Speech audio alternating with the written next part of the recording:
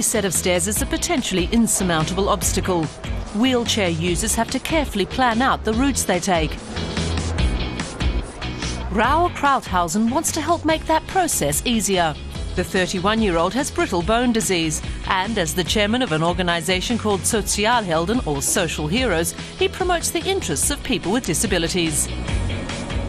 Well, there's a notion of people being confined to a wheelchair. I voluntarily confined myself to it because without a wheelchair, I'd be more confined, and I wouldn't be able to get from point A to point B. So for me, a wheelchair means greater freedom.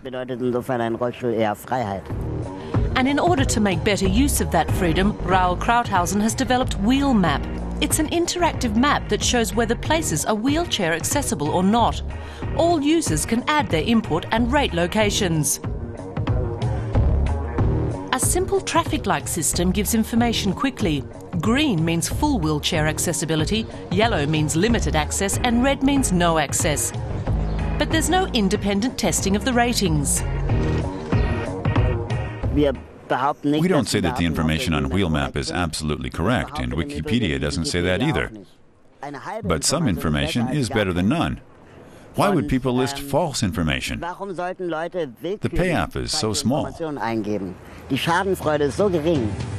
Some 30,000 people use the site each month, with 200 new ratings added each day. The focus is on major German cities, but the maps for other countries are growing too. The service has a lot of potential users. As the world's population ages, the number of wheelchair users increases. But WheelMap is also helpful for others, such as parents with pushchairs. Lawyer Clemens Krüser is lobbying for greater wheelchair accessibility.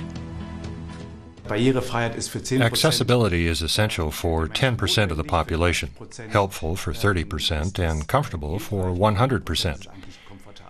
So I think all of us would profit from this sort of development.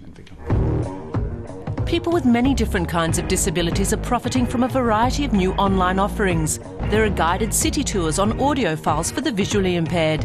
An international parcel service answers hearing-impaired customers' questions in sign language. And a public authority in Berlin offers consultation sessions in sign language via Skype. The hearing-impaired often have difficulty with written or spoken communication. So it's good when there's a camera on and people can see each other. Facial expressions and body language are also important. Martin Serold is Germany's first hearing-impaired parliamentarian. He uses the service too.